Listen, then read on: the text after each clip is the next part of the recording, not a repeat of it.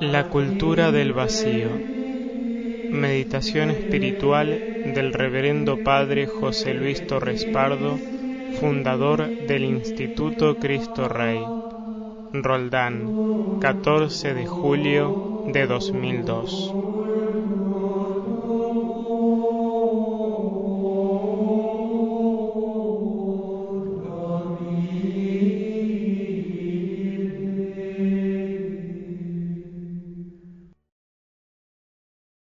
Vamos a hacer una meditación, amados hermanos, sobre un tema que es no solamente importante, fundamental en nuestra vida cristiana, vida espiritual, sino que es una cuestión de vida o muerte, podríamos decir, que es el tema del silencio, tomando esta palabra en un sentido no solamente material, de no hablar, sino en el sentido, sobre todo, del silencio interior, que también se llama recogimiento.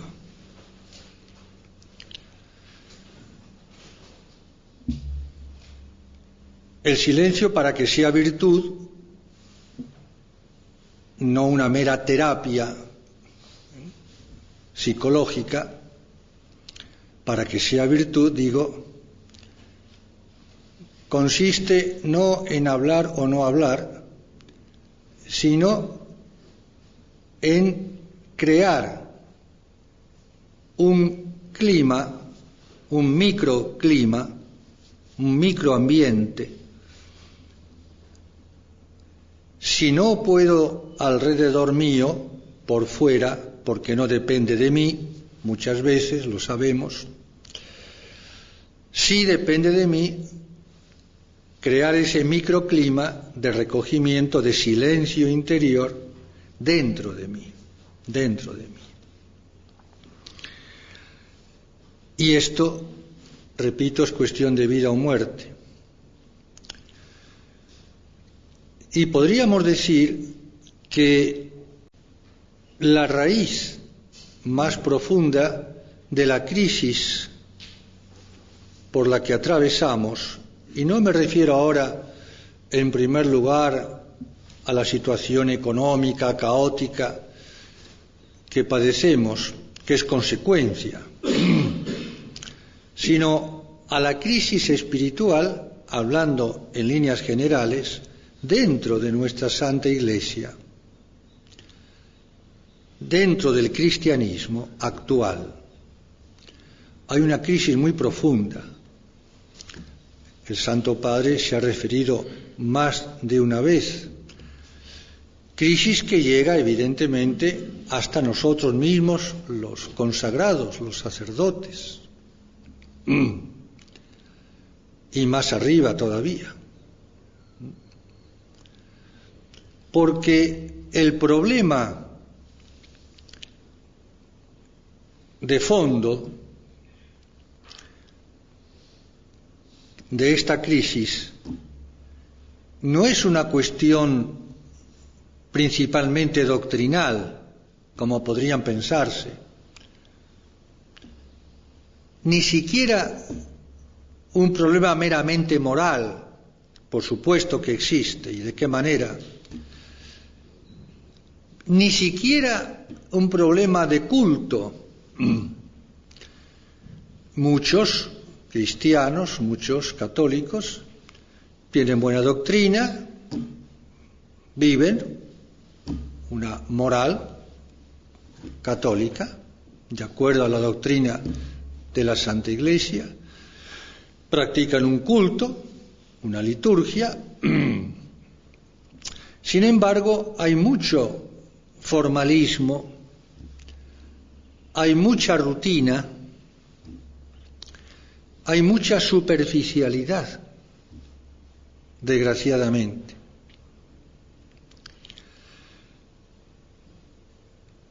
Y no solamente esto, sino que la sociedad en que vivimos, en esta nueva era, pongo comillas para hacer alusión a este movimiento, por llamarlo de alguna manera, llamado así de la nueva era, que hace tanto daño y está haciendo tanto daño, incluso a los mismos católicos, sin darse cuenta, se van poco a poco, inconscientemente, intoxicando. La fe se va diluyendo de a poco, se va adormeciendo,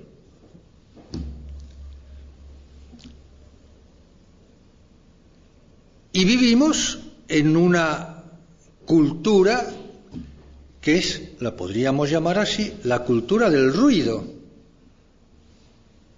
La cultura del ruido. El ruido es terrible, el daño que hace. Ruido por fuera y el ruido por dentro, en mi cabeza. Hay un ruido en la mente, hay un ruido en el corazón, un ruido en la afectividad, en la sensibilidad. Cultura del ruido. Ya los adelantos técnicos, científicos, el llamado progreso, la posmodernidad, etcétera, se encargan de producir ruidos para evitar que el hombre, que la mujer, que los jóvenes piensen, reflexionen, escuchen. No se oye nada.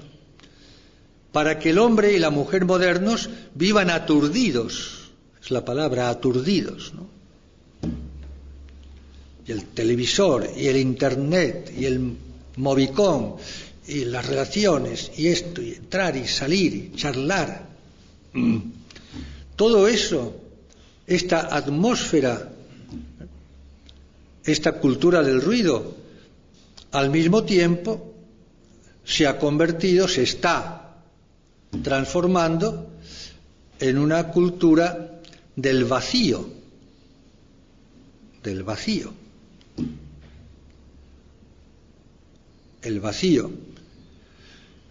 ¿Por qué? Porque el hombre y la mujer modernos más y más son superficiales. Vacío equivale a lo contrario de profundidad. Vacío es lo contrario de plenitud. Y somos víctimas, somos juguetes, aun sin darnos cuenta, sin querer, de este ritmo alocado, de este vértigo de la llamada vida moderna. Somos víctimas del sistema, de la estructura que el sistema nos impone, queramos o no, porque si no, no comemos y no vivimos. Es terrible, es terrible. Ya no hace falta hablar de guerras ni de nada, ni siquiera del terrorismo. El principal terrorismo para mí es este que estoy diciendo. No hace falta una bomba, ni hace falta un avión cargado de bombas y de... No hace falta, no. El terrorismo, lo que da terror es esto, ¿no? Esta cultura, repito, del ruido que lleva al vacío, y que lleva a la muerte, la cultura de la muerte. Muerte no solamente en el sentido físico. El Santo Padre ha hablado de la cultura de la muerte en el contexto, por ejemplo, del aborto. Y también de toda la violencia que hay en el mundo, asesinatos y lo que se viene en esta situación económica en donde el hombre está ya desesperado y va a matar. Sino cultura de la muerte en el sentido más profundo, en el sentido espiritual, metafísico, es decir, de despersonalizar al ser humano. a transformar o a convertir la persona, yo persona, simplemente en un individuo.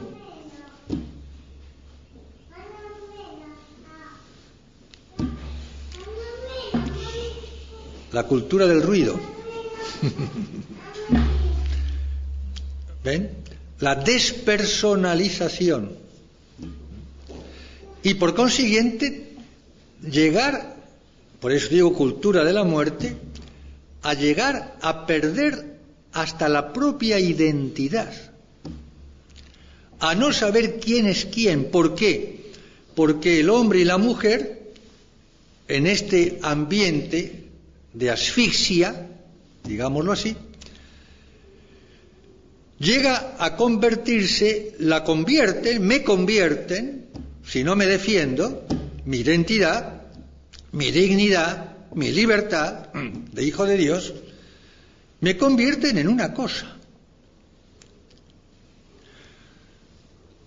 Cuando la persona no respira un al menos microclima de silencio interior, de recogimiento, de afirmación en el buen sentido de la palabra, de sí misma, como hijos de Dios, como imagen de Dios, como seres libres que tienen entre manos una vocación trascendente, sublime, hermosa, que es pertenecer al reino de Dios y conquistar el reino de los cielos, una felicidad que no se nos puede escapar y que no tenemos que dejar que nos la arrebaten esta sociedad podrida, esta sociedad hedonista que ha hecho del placer un fin en sí mismo, esta sociedad materialista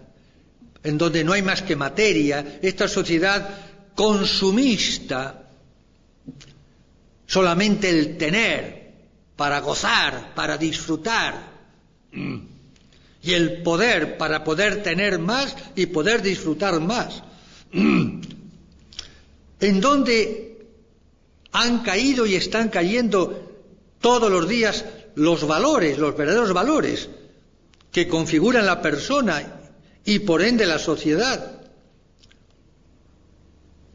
Y no solamente me refiero a los valores cristianos, sino a los valores meramente humanos.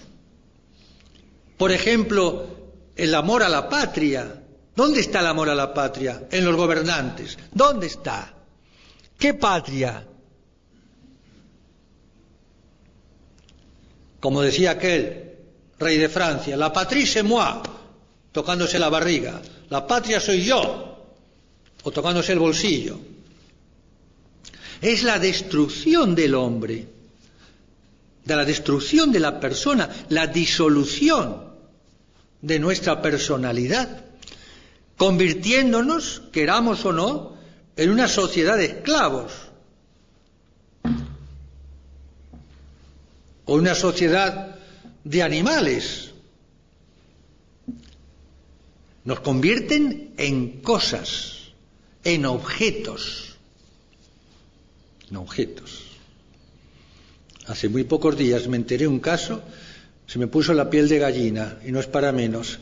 No es porque sea el primer caso que conozcamos o que yo conozca, pero es terrible. Una mujer, una madre, relativamente joven, con 2 chiquitos, que estaba desesperada, no sé si separada o qué, o el marido sin trabajo. La cuestión es que no tenían para comer ese día y tuvo que irse a dedicarse a la prostitución para poder dar de comer a sus hijos. Es terrible, terrible eso, terrible. Una madre que llegue a ese extremo. Pero hay que ver a 2 criaturas llorando que tienen hambre. Hay que comprenderlo también. Yo no justifico para nada el pecado, pero pienso que Dios tiene que comprender esta situación. Situación en la cual ha llevado esta sociedad. Vivimos en la esclavitud. ¿Dónde están las soberanías? Pregunto. Se acabó las soberanías. Aquí hay unos cuantos países, los grandes, ¿verdad? Los 7 grandes, que son los que manejan todo y se han hecho el dueño de todos. Y ahora ya hay todo un plan con la cuestión de la deuda externa, proponiendo una propuesta para que Argentina pague con la Patagonia parte de esa deuda externa, ya que no tiene plata para pagar, por lo menos que dé el territorio. No se asusten, ¿no? Esto existe ya existe, ya está. Está en marcha este plan. Es un atropello total.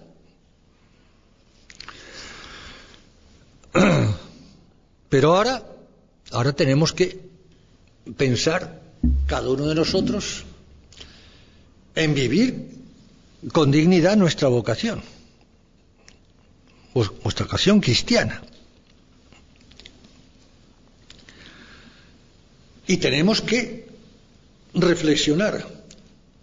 Y para reflexionar necesitamos un clima mínimo de silencio, de paz interior. Porque aquí no se trata ahora de una terapia meramente a nivel psicológico. Esto no se soluciona con ir al psicólogo. Esto ayuda, pero no es la solución, porque tenemos una vocación trascendente y sobrenatural. Aquí es un problema, digámoslo de una vez por todas, aunque ya está sobreentendido, un problema entre Dios y yo. Entre Dios y yo. Y salvándome yo, salvar mi familia. Y salvando mi familia, salvar mi patria. Y salvar el mundo, hasta donde puedo y me dejan. Claro. Recuerdo un santo sacerdote, cuando yo era joven, en los secretos espirituales, nunca lo olvidaré, que nos lanzaba como una especie de eslogan, ¿no? Sálvese quien pueda. Sálvese quien pueda. No en un sentido egoísta, como diciendo me salvo yo, lo demás no importa. No, eso no sería cristiano. Sino en el sentido de quien pueda, que no es tan fácil. Y estoy hablando hace ya, no sé, 60 años o más. Sálvese quien pueda. Y a San Pedro, en los albores del cristianismo, denominaba al mundo esta generación perversa. ¿Qué diría San Pedro si viviese hoy?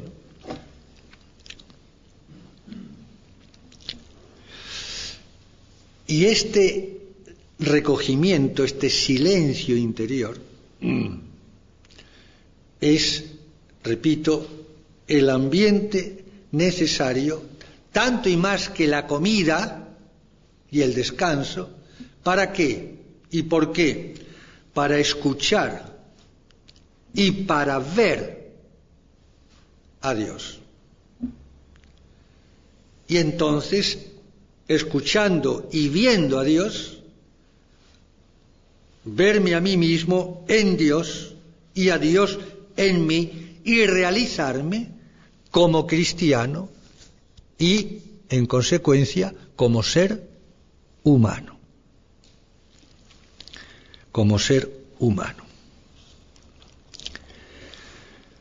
San Pablo, en la segunda carta a los Corintios, en el capítulo 4, al principio, les dice, y a nosotros también, si todavía vuestro evangelio está velado, está oculto, lo está para los que se pierden, para los incrédulos, cuyo entendimiento cegó el Dios de este mundo, el diablo, para impedir que vean brillar el resplandor del Evangelio de la gloria de Cristo, que es imagen de Dios. La incredulidad. Nuestra misma fe cristiana, católica, amados hermanos, tenemos que cuidarla, tenemos que alimentarla, tenemos que defenderla, para al mismo tiempo, sí, propagarla, darla a los demás. Vivimos en un ambiente de incredulidad. El racionalismo feroz, ¿no? El materialismo, hemos dicho. El ser víctimas de lo sensible, de lo pasajero, de lo fugaz, de lo superficial, de lo caduco, de lo intrascendente, hace que la fe misma, la fe con las virtudes y los dones del Espíritu Santo, se vayan deteriorando, se vayan, yo diría, como oxidando, ¿no? Estropeando. De tal manera que nuestros criterios, poco a poco, nuestra lógica, si es que hay alguna lógica, vaya siendo la del mundo, no la del Evangelio.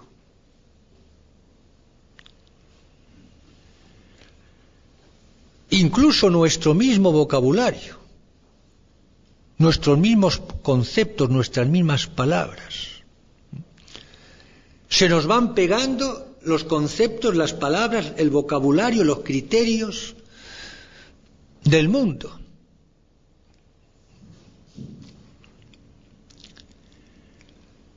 La incredulidad, la increencia. Gente que llega un momento en que ya no cree en nada y no cree a nadie. Es terrible esto, ¿no? Cristo ya lo había profetizado en el Evangelio.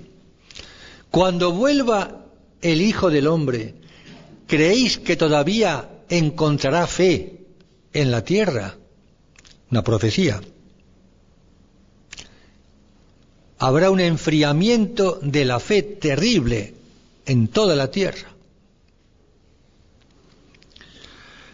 Problema de la increencia. Y con él, problema también de la incoherencia. Es decir, el divorcio entre la fe y la vida. Creo con mi mente una cosa y vivo de manera contraria a lo que creo. ¿Cuánta gente que tiene fe? Todavía le queda fe. Todavía se acuerda del catecismo.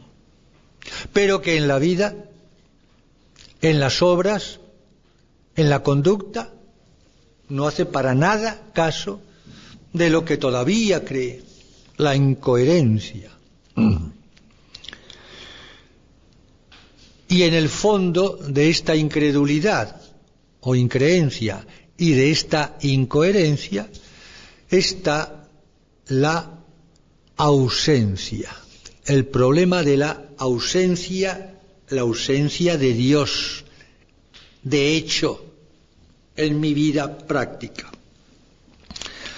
Y sin darme cuenta me quedo en las cosas, me quedo en las personas, me quedo en los hechos, en las situaciones, en los problemas, y me olvido de Él.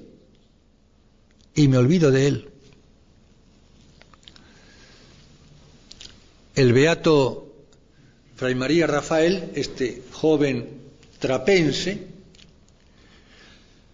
cuenta que en el convento, en la clase, había un novicio y sobre la mesa, sobre el pupitre, tenía un papelito con estas palabras, con interrogación. ¿Y él? Y él con mayúscula, interrogación. ¿Y él? Nada más que eso. Le llamó la atención, ¿no? Y entonces él, Fray María Rafael, escribió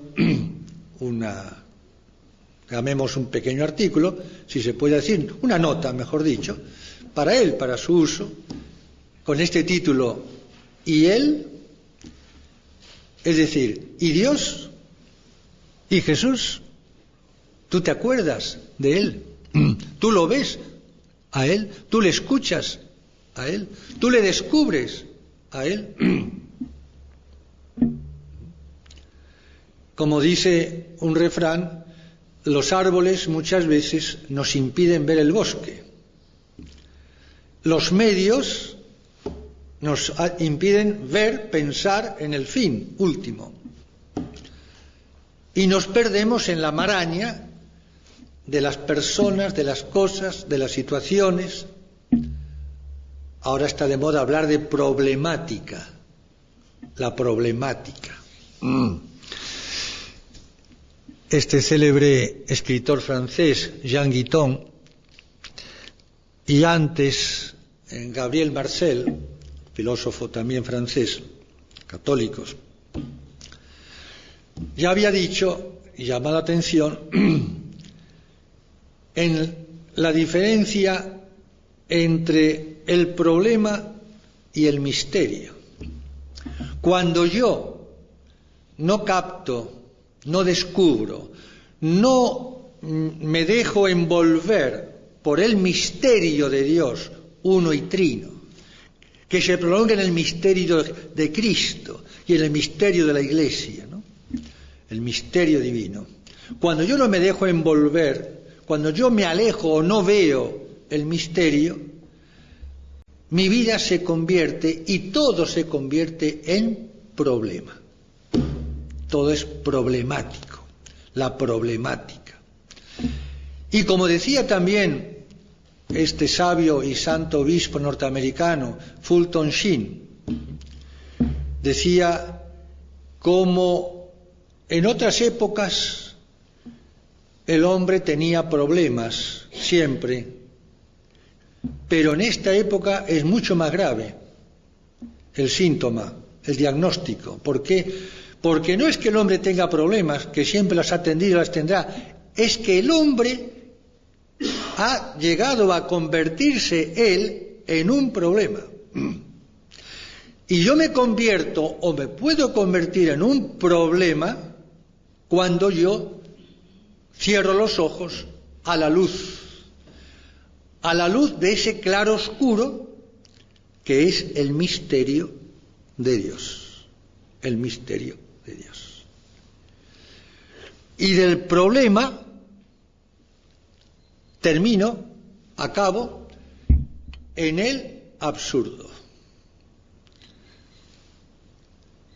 Si no veo el misterio, repito, me convierto en un problema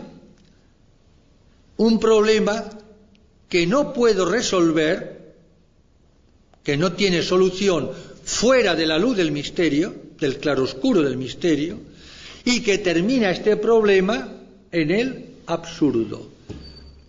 Y el absurdo es la vida de muchos y de muchas en este mundo.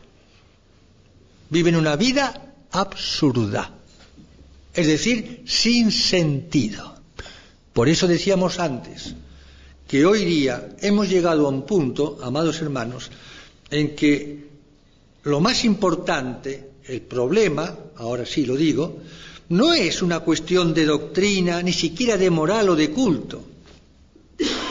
El problema es el haber llegado a perder el sentido de Dios, que es el sentido del misterio, porque Dios es misterio. Pero es un misterio que se nos revela, es un claroscuro. Misterio no quiere decir algo impenetrable o algo completamente un jeroglífico inexplicable, no. Misterio quiere decir que hay algo tan profundo que cuanto más lo conozco, más reconozco que me queda aún por conocer.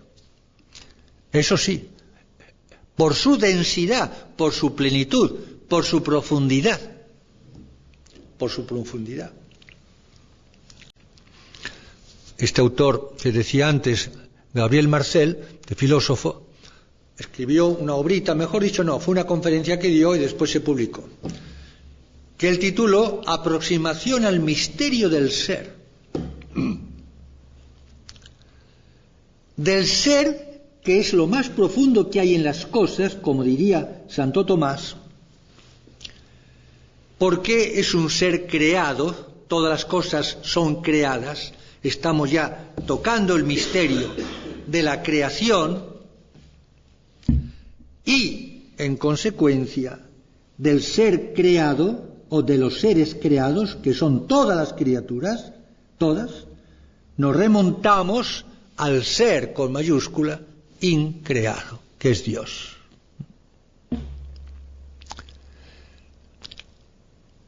Y si yo me quedo en la superficie de las cosas, en la utilidad de las cosas, en el placer o bienestar que las cosas me procuran, y nada más, entonces no llego al ser, a lo profundo, al alma de las cosas.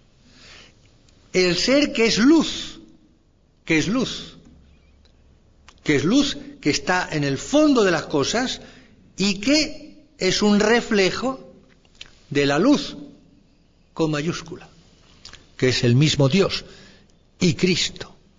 En el credo lo cantamos o lo rezamos: luz de luz, Dios verdadero de Dios verdadero, engendrado, no creado, luz de luz. Yo soy la luz, dijo Cristo, el que me sigue no anda en tinieblas. La luz vino a los suyos, dirá San Juan en el prólogo del cuarto Evangelio, y los suyos, las tinieblas, lo rechazaron.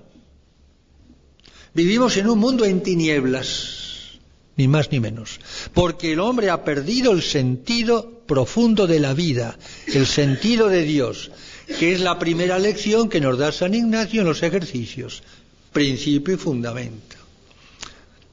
El hombre que va a la deriva, víctima del sistema, de la máquina que la globalización, que ha convertido a la persona en una herramienta que funciona en base a toda una maquinaria monstruosa manejada por los 7 grandes de este mundo. Hay que ver el problema y el drama, la tragedia, que es patética en su profundidad, en su profundidad. Los que manejan los hilos de este mundo, de los grandes de este mundo, los poderosos, conocen muy bien el tema. Nosotros muchas veces no lo vemos, o creemos que no es para tanto, y sí es para tanto. Y lo que entra en juego, evidentemente, es nuestra fe, que es nuestro tesoro, El hombre tiende a admirar sobre todo, claro, lo que es el progreso técnico, científico, que está muy bien, pero que no es lo más importante en definitiva. La fe vale infinitamente más que la ciencia, que la técnica. Y la ciencia y la técnica, mejor dicho, la idolatría, digamos la palabra. Estamos en la nueva idolatría, en la nueva sociedad pagana. Estamos en el paganismo. Mucho peor que el paganismo de antes del cristianismo. Paganismo que en definitiva Dios se sirvió de él en parte como introducción de alguna manera, transición al cristianismo, recogiendo, recuperando los valores por lo menos de la ley natural. Hoy ni siquiera eso. Hoy no existe y no se respeta y no se cree para nada y se pisotea la misma ley natural. Lo estamos viendo. Mucho más grave el paganismo de ahora. El paganismo de entonces era antes del cristianismo. Ahora no es cuestión de antes ni después, es contra el cristianismo. Estos grandes de la tierra en la cumbre ya están ahora liquidando, ya han liquidado los 10 mandamientos. Dicen, los 10 mandamientos están inscritos en piedra por fuego en el Sinaí. Pero ahora dicen que esto ya no va más, esta de los 10 mandamientos. Hay que poner otros. La cumbre de la tierra, la tierra. No hay más cielo que la tierra. Y no hay más infierno que la tierra. Es lo que están construyendo. un infierno por adelantado.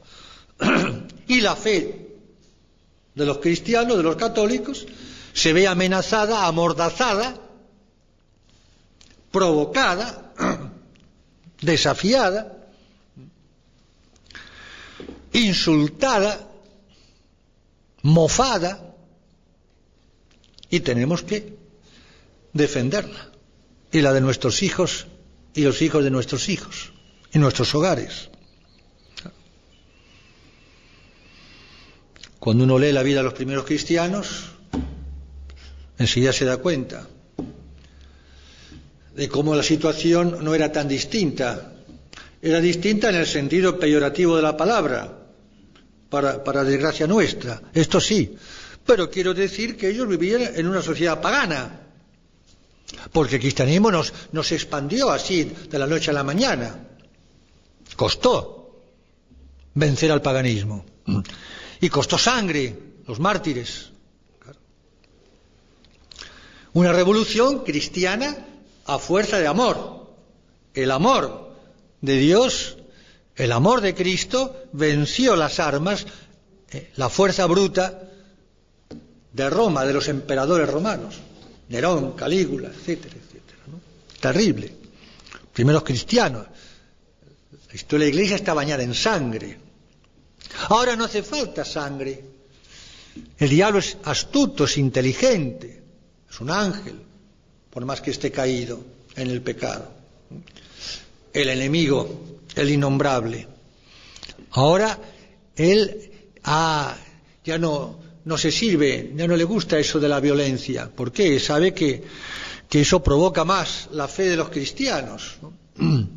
Quiere que el cristianismo, los cristianos, nos vayamos como adormeciendo, como drogando, por así decirlo, ¿verdad? Haciéndonos respirar inconscientemente un ambiente, un aire putrefacto que nos va despersonalizando, ya lo he dicho, que va entibiando nuestra fe, que va diluyendo nuestros criterios, nuestros principios cristianos, y que nos empuja, ¿y de qué manera?, a adorar al becerro de oro, a arrodillarnos ante el Baal o los Baales, los falsos dioses, los ídolos, para poder subsistir, para poder comer, como esta pobre madre, a sus chiquitos. Es horrible. El desafío es tremendo. De ahí la importancia, amados hermanos, del silencio, del recogimiento interior. Voy a decir la palabra bien entendida, de la resistencia al medio ambiente. Eso es tener personalidad, la resistencia. Tener personalidad, lo hemos dicho muchas veces. La recta independencia en el pensar, en el querer, en el sentir y en el obrar. Eso es, la personalidad. Claro. El hacernos respetar.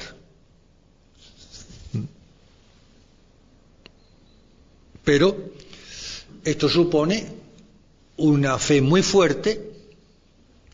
San Pedro ya lo había dicho. Cuando habla de resistir fuertes en la fe a Satanás, fortes in fide, resistirle fuertes en la fe. Si hay algo contra lo cual Satanás no puede, es la fe. Es un hombre, una mujer de fe, es una roca, es invencible. Podrá ser un mártir, pero no lo podrá doblegar. Y esa fe hay que alimentarla.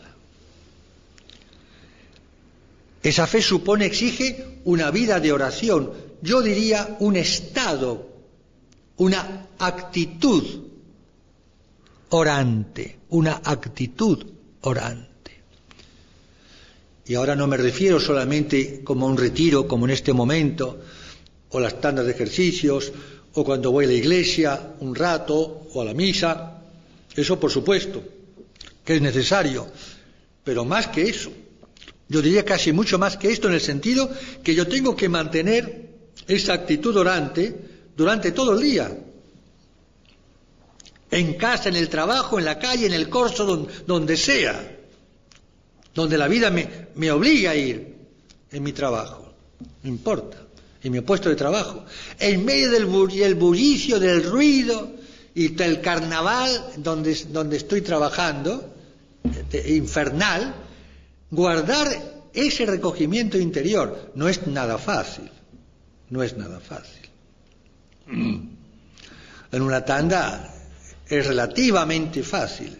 Y aún así, ¿cuántos, si ustedes se dan cuenta, se ponen a meditar y es imposible porque mi cabeza es un televisor? Pero un televisor con 500 canales al mismo tiempo, simultáneamente. Funcionando todos al mismo tiempo. Para parar mi cabeza, ¿no? Aunque esté ante el Santísimo así. Mi cabeza estoy... Por eso el diablo, inteligente, él sabe muy bien, y Carlos Marx ya lo había dicho. Y tenía su razón, Carlos Marx. El hombre es la economía. En síntesis era esto. Porque el hombre tiene unas necesidades vitales y tiene que comer. Y tiene familia que alimentar. Él, por consiguiente, tiene que trabajar. Ahí está. Y entonces, el diablo dice, hombre, muy bien. Entonces, para que el hombre no rece, para que el hombre no vea a Dios, para que el hombre no tenga ni tiempo, digamos, de meditar, obliguémosle a trabajar y trabajar y trabajar y trabajar porque el sueldo no le alcance. Y voy a convertirlo en una máquina. El comunismo. Pero padre, el comunismo terminó y no terminó. El virus sigue igual, es lo mismo. El comunismo será eterno también en este mundo. Es decir, el espíritu comunista, el trabajo, el hombre es lo que trabaja, lo que produce, producir, para ganar más, o para ganar porque no me alcanza, un sueldo, 2 sueldos, 3 sueldos, el padre fuera de casa, la madre también por otro lado, los chicos en la calle o llorando, no sé. ¡Ay! Y ahora, ¿quién se acuerda de Dios? Nadie, es imposible. Imposible, entre comillas, difícil. Claro. Por eso, en el retiro, tenemos que entrenarnos como en un gimnasio del alma, gimnasio para el alma, entrenarnos, ponernos en forma, aprender a guardar recogimiento para cuando salga del retiro, para el resto del día, para no ser juguete víctima o un muñeco manejado por los hilos visibles o invisibles de esta sociedad de consumo, del ruido, del vacío y de la muerte, de la rutina, de la superficialidad, del tedio, del aburrimiento, de la amargura, de la tristeza,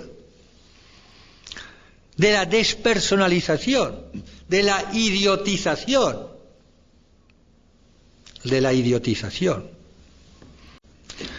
Leí hace poco, ahora que digo idiotización me río porque me hizo gracia, no sé qué autor decía, que más o menos dice, tenemos que tener cuidado para que cuando se escriba nuestra historia no sea una historia escrita por un idiota. Está bien.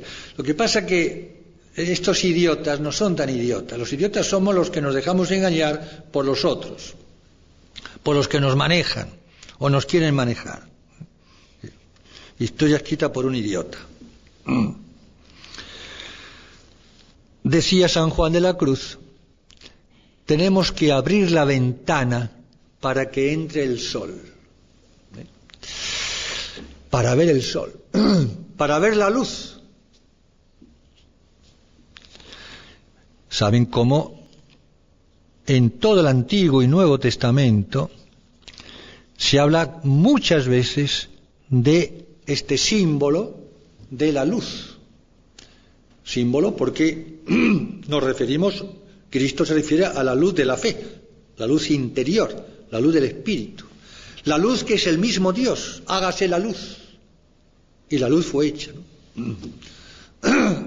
Y tenemos que tener cuidado para que las tinieblas de la ignorancia, del error, del pecado, las tinieblas de la suciedad en que vivimos, no nos impidan ver la luz. Por eso la importancia del recogimiento interior, del silencio interior y hasta en lo que pueda exterior, en lo que puede y dependa de mí. Para santificarme y salvarme, para santificar y salvar a los demás y para subsistir y no desintegrarme como ser humano, como persona. Nada más y nada menos.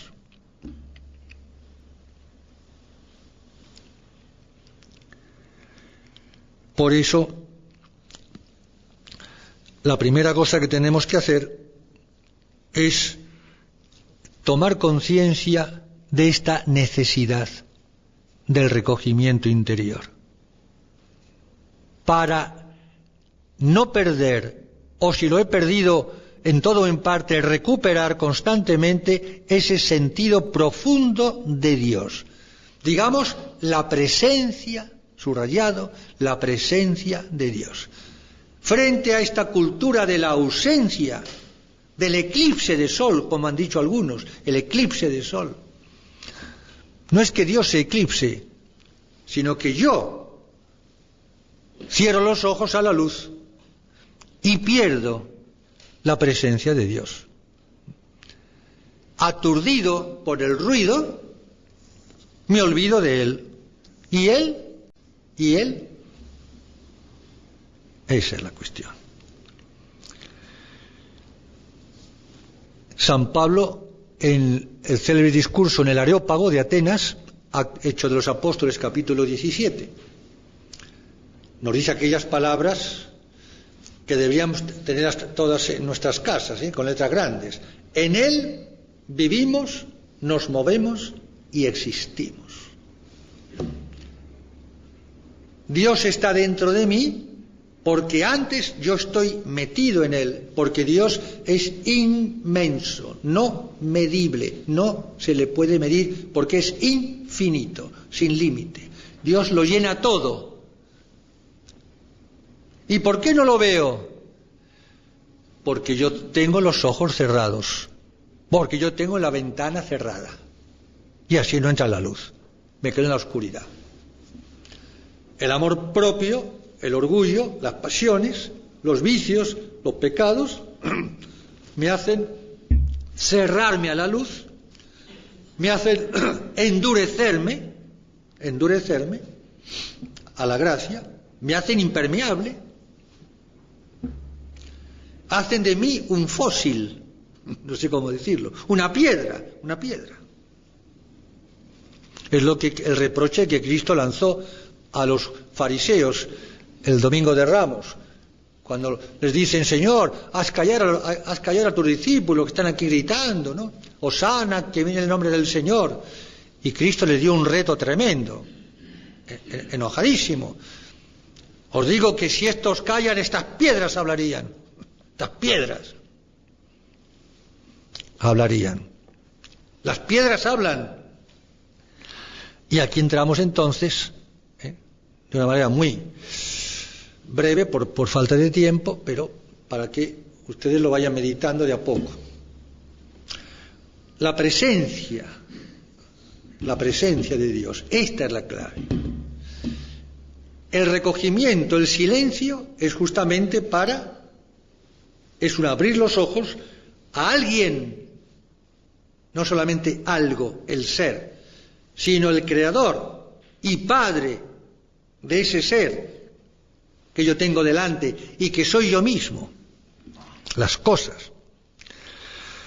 Podríamos reducir a 5 los modos, fundamentalmente hablando, de presencia de Dios. Empezando, ya lo hemos dicho, por la creación. En el Salmo se dice, hablando de los ídolos o de los que adoran a los ídolos tienen ojos y no ven, tienen oídos y no oyen, tienen nariz y no huelen, Claro, porque son ídolos de madera o de metal. La superstición, la idolatría, hoy como ayer. Se adora cualquier fantoche, cualquier estupidez, cualquier muñeco. Una serpiente, el sol, cualquier cosa, hasta una piedra se adora. En lugar de ver a Dios en esa piedra. La piedra no es para que yo la adore como si fuese Dios, sino para que yo abra los ojos y vea la presencia de Dios en esa piedra. Ahí entonces sí. Les voy a leer un trozo de una obra de un autor ruso convertido, por lo menos a la Iglesia Ortodoxa, pero lo que dice es totalmente verdadero. Se llama Bulgakov, en el libro La luz sin ocaso. Qué interesante, ¿no? Como ejemplo de lo que es estar ciego y no ver a Dios en las cosas, en la creación. Como yo digo a mis hijos, tenemos aquí un vergel en casa, tenemos árboles, flores, los pajaritos, todo, ¿no? La cosa, los perritos, todo son para contemplar, para ver y conocer y amar más a Dios y disfrutar de Dios, la belleza de la cual Dios ha dejado derramado todo el universo en la creación. Y a lo mejor nosotros estamos ahí metidos con nuestras tonterías por dentro, porque estamos enojados por cualquier estupidez y no abrimos los ojos, nos perdemos todo eso. Tenemos un libro abierto y no leemos. Tenemos una música, una sinfonía, todas las criaturas, un himno al Creador y no escuchamos. Lamentablemente, por nuestro egoísmo, nuestra estupidez, nuestra cortedad. Dice así este autor cuando él se convirtió: yo tenía 24 años, pero durante casi 10 la fe ya estaba minada en mi alma. Y después de crisis y dudas, había tomado posesión de ella un vacío religioso. Perdió la fe. Oh, qué terrible es este sueño del alma que puede durar toda la vida.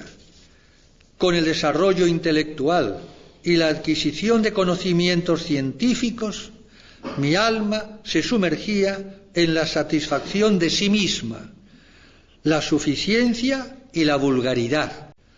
El hombre sin Dios es vulgar. De repente ocurrió esto. Caía la tarde. Caminábamos a través de la estepa meridional, embalsamada por el olor de miel de las hierbas y del heno, dorada por la luz del sol poniente. A lo lejos, las montañas más cercanas del Cáucaso se iban azulando. Yo las veía por primera vez y, contemplando ansiosamente las montañas, respirando el aire y la luz, escuchaba la revelación de la naturaleza.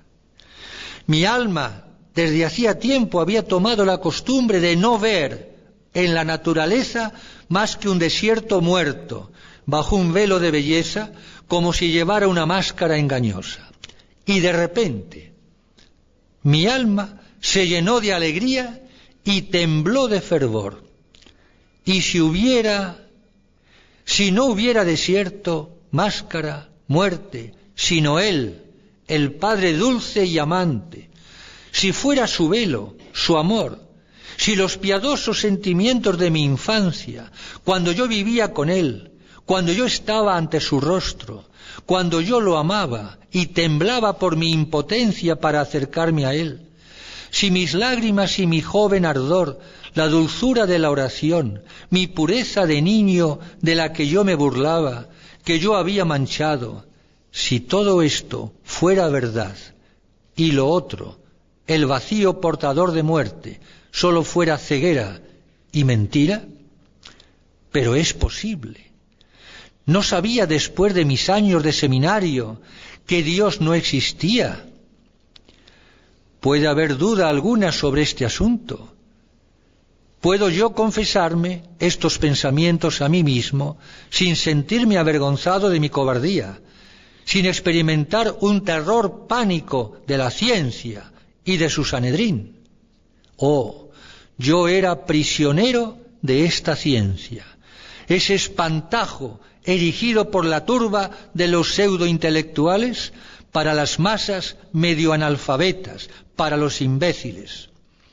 ¿Cómo te odio, emanación demoníaca, educación a medias, peste de los tiempos modernos, contagiosa para los niños y los adolescentes? Y yo estaba infectado, sí, yo también, y difundía el contagio en mi alrededor. Y de nuevo vosotras, montañas del Cáucaso, he visto vuestro hielo espejear de uno a otro mar, vuestras nieves que enrojecen bajo el sol matinal, vuestras cimas que taladran el cielo, y mi alma se fundía en un éxtasis. Y aquello que no había brillado más que un segundo y se había desvanecido al atardecer en la estepa, hacía sonar ahora en mi alma cantos que se elevaban en un himno magnífico y solemne. El primer día de la creación brillaba ante mis ojos. Todo era claro, todo era paz y plenitud de gozo clamoroso. Mi corazón estaba a punto de romperse en éxtasis. No había vida ni muerte, solamente un eterno e inacabable ahora. Ahora, Señor, deja a tu siervo ir en paz, según tu palabra. Esas palabras sonaban en mi corazón y en la naturaleza, y un sentimiento inesperado se elevó y creció en mí la sensación de victoria sobre la muerte. En ese momento yo quería morir. Mi alma tenía un dulce deseo de la muerte, para fundirse dichosamente en éxtasis con lo que resplandecía y brillaba de belleza de la primera creación. Pero no había palabras, ni nombre, ni había el Cristo resucitado, cantado al mundo y a las alturas. Y en mi alma no ha muerto ese momento de encuentro, ese apocalipsis, ese festín de bodas, el primer encuentro con la sabiduría. Cosa tan hermosa, ¿no? Perdió la fe, estuvo en el seminario, el chico perdió la fe de joven y la recuperó en un momento que la gracia le tocó, abrió los ojos y descubrió en las montañas del Cáucaso el sentido de Dios, la resurrección, Cristo, y comenzó a ser feliz, ¿no? Y estalló en un himno de agradecimiento y de gozo, ¿no? Es verdad, solamente el mirar una flor, o un insecto, o un pajarito, solamente ver a Dios, escuchar a Dios que me está hablando en la creación toda, ¿no? Día y noche. Dios ha puesto aves, unos que cantan durante el día y después, cuando llega ya la oscuridad, se callan en sus árboles y ahí empiezan a cantar las aves nocturnas. Siempre hay un himno que se eleva al Creador. Hay que escuchar y para eso hay que hacer silencio. Nuestro gran poeta, ¿no?, Francisco Luis Bernardes, como cuenta en el famoso poema El Ruiseñor, lo que le ocurrió, estaba en España y él, que era medio agnóstico, no creía en nada o había perdido la fe, descubrió a Dios en el canto del ruiseñor en un bosque en una noche de verano. Y él lo dice en forma poética preciosa, el ruiseñor. Ahí descubrió a Dios a través de la belleza del canto de un ruiseñor, ¿no?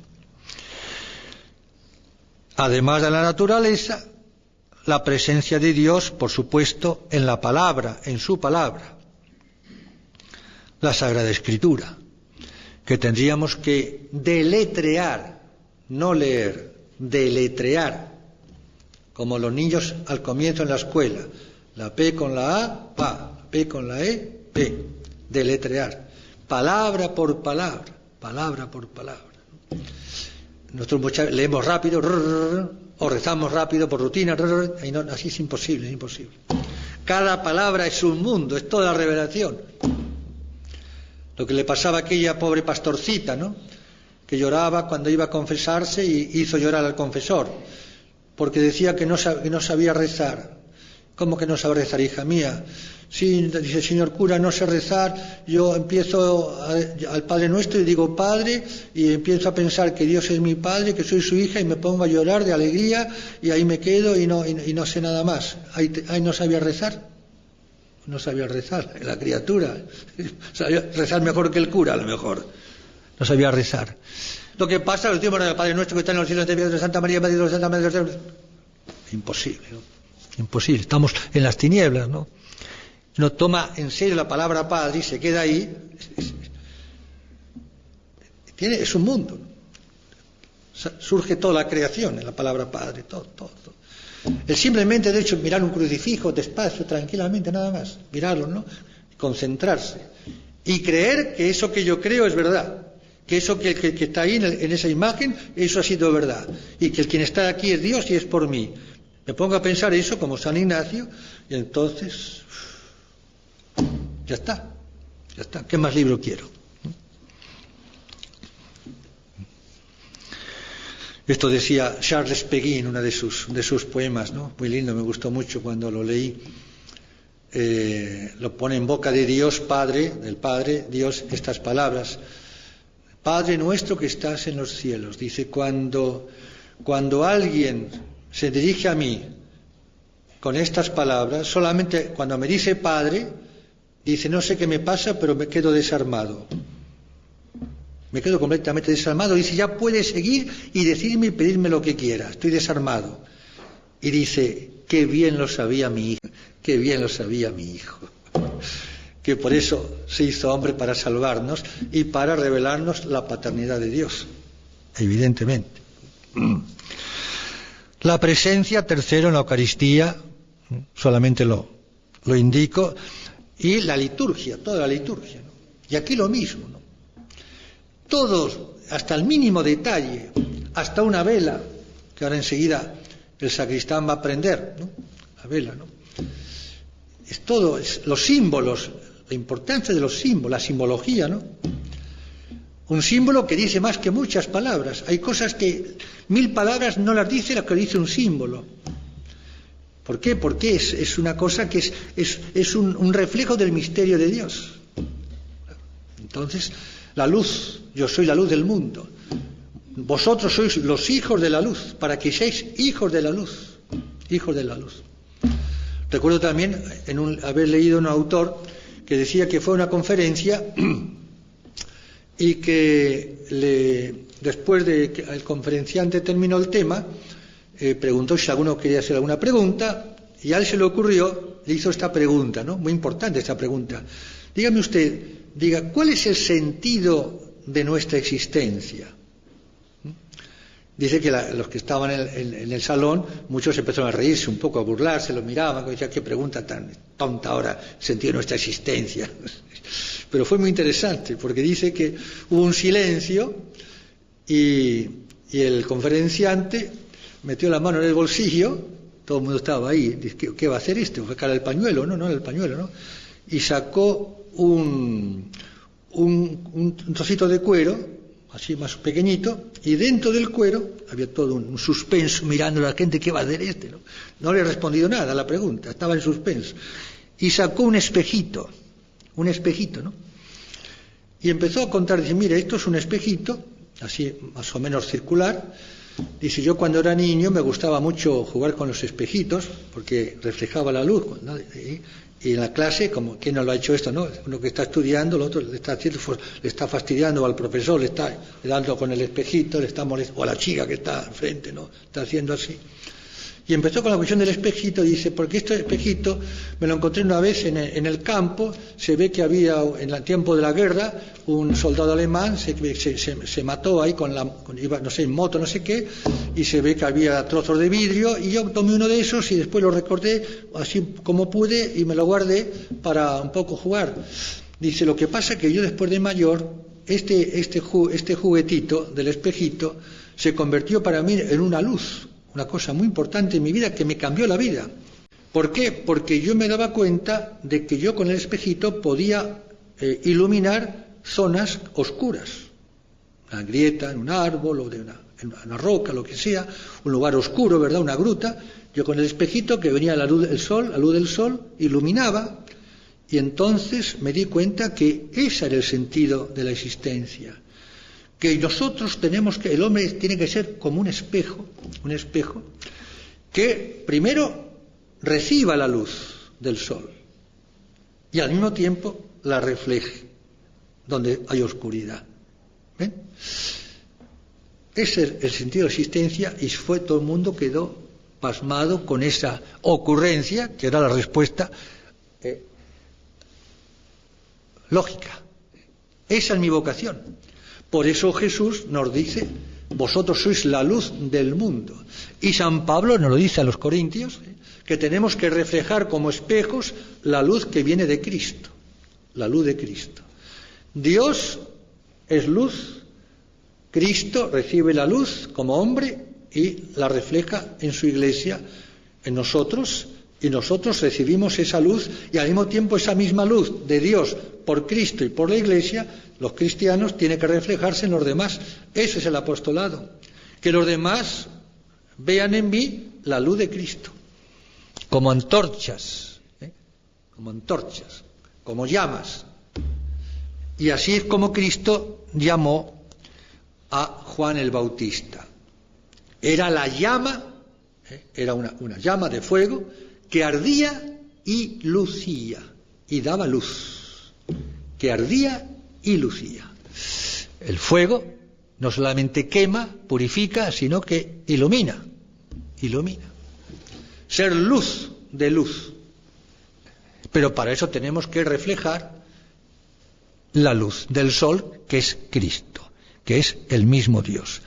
Mientras tenéis la luz, creed en la luz, para que seáis hijos de la luz. San Juan 12:36. Por eso en la liturgia ven todos los detalles. Tenemos que estar ahí metidos en la Santa Misa, que celebramos ahora enseguida, y no perder un detalle, ¿no?, con un gran recogimiento. Todos los gestos litúrgicos, no solamente los símbolos, el incienso, la luz, el agua, el vino, el pan, la hostia, todo, la naturaleza, la creación, que va a ser sacralizada, transfigurada, que va a convertirse en un himno de alabanza al Creador y Padre y Redentor. Cada palabra del misal, el beso en el altar, el beso en el libro. Cuando decimos palabra de Dios, cuando leemos la Sagrada Escritura, despacio, sin apuro. No se puede correr, ahí ya es una falta de respeto, despacito. Tenemos que hacer una pausa, en nuestro corazón por lo menos, claro está, para irlo gustando y para dar espacio y tiempo a mi alma para captar ese sentido de Dios, para ver, oír, oler, gustar, tocar a Dios, por la fe, una fe viva, activada por las virtudes y los dones del Espíritu Santo. La liturgia que vivida nos ayuda después para guardar la presencia de Dios durante el día, en medio de la vorágine del mundo, donde vamos y donde Dios nos ha puesto. Cuarto, la presencia en mis hermanos. ¿Y quiénes son mis hermanos? Todos los hombres.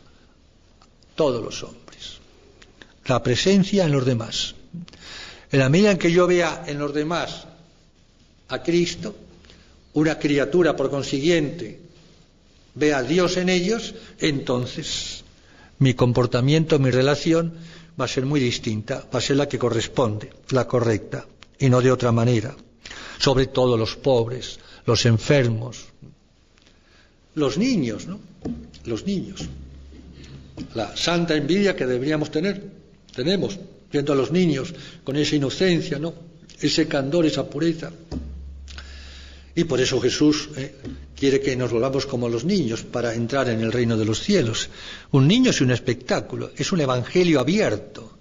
Un niño es una liturgia, un niño es una creación entera. Él no se da cuenta, él no sabe, no tiene conciencia, no tiene uso de razón, no importa, pero yo sí tengo uso de razón y tengo que usar la razón, lógicamente.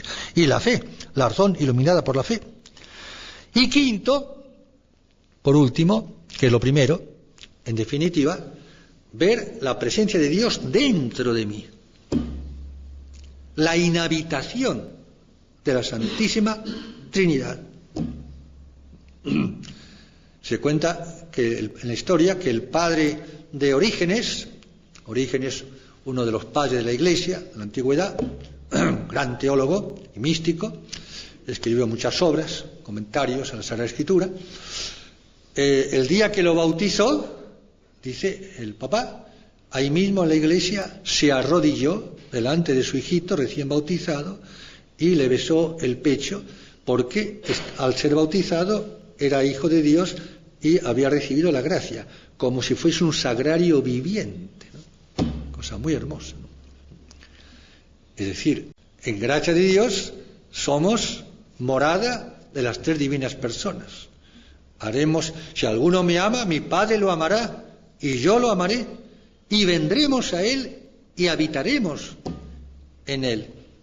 Como dijo Jesús a Zaqueo en el árbol: Zaqueo, baja, que hoy tengo que alojarme en tu casa. En la comunión, por supuesto.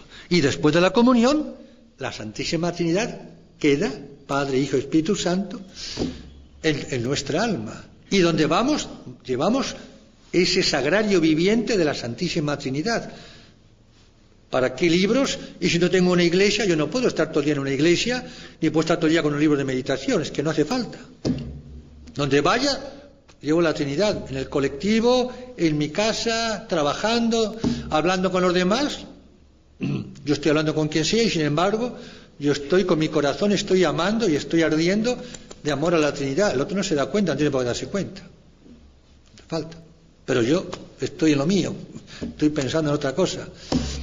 ¿Han visto? Eso le pasaba a los santos, ¿no?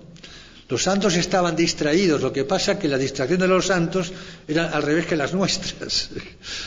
Los santos no se daban cuenta ni de lo que comían ni bebían, porque estaban tan en Dios que no se daban cuenta de los demás. Como se ve en la película de Santa Teresa de los Andes, ¿se acuerdan? Que está hablando con sus hermanas, con su madre, en el comedor, le estaban hablando de cosas y ella estaba tan abstraída, pensando en Dios, que le decía: pero estás tonta, que te estoy hablando, ¿no te das cuenta? O cuando la llevaron a la fuerza a la ópera, ¿se acuerdan? No se enteró de nada de la ópera, estaba con toda la familia, ¿verdad? No se enteró ni de lo que cantaron. ¿Por qué? Porque estaba en Dios. Era un imán, una fuerza tan grande, es como una persona enamorada. Aquí lo van a entender. Supongo que aquí hay algunos y algunas enamorados y enamoradas. Nunca dejen de estar enamorados y enamoradas. Y saben que el enamorado está en el amor, en la persona amada, de tal manera que lo demás parece que no ve y que no oye, está como en la luna, como está, claro, porque está en el ser amado.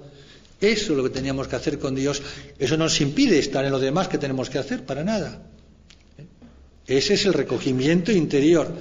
Que la fuerza de atracción por el amor, el fuego que hay en mi alma, que debo alimentar constantemente, de Dios uno y trino en mi corazón, o de Cristo, me da lo mismo, por la gracia, sea más fuerte que todos los ruidos del exterior que se me meten dentro, y que todas las ocasiones de distracción, ocupación o preocupación, más importante que la cuestión económica o que el crédito que tengo, que no tengo para pagar, o tengo la cuenta en rojo, tiene que ser la presencia de la Santísima Trinidad. Si no, entonces, ¿qué significa ser cristiano? Bien, amados hermanos, hay también una presencia de la ausencia. Usted lo sabe muy bien. Es el lenguaje del amor, siempre. No hay otro lenguaje para nosotros. Cuando el ser amado o la mujer amada está ausente, es cuando está quizá más presente, porque uno lo añora y la extraña, ¿no? ¿No es así? Lo extraña. Deja un vacío, ¿no? Claro, está ausente. La ausencia es presencia. La ausencia es presencia. Esto lo digo porque muchas veces Dios nuestro Señor, para purificarnos y para probarnos, nos deja, digamos así, como solos aparentemente, nos abandona, entre comillas, como abandonó, entre comillas, a su Hijo en la cruz. Padre mío, ¿por qué me has abandonado? Dios nunca abandona a sus hijos, es imposible. Pero Dios calla, yo le llamo, le suplico, calla, no me dice absolutamente nada, vuelvo a insistir, nada. Sin embargo, ¿por qué lo hace esto? Para que lo eche de menos.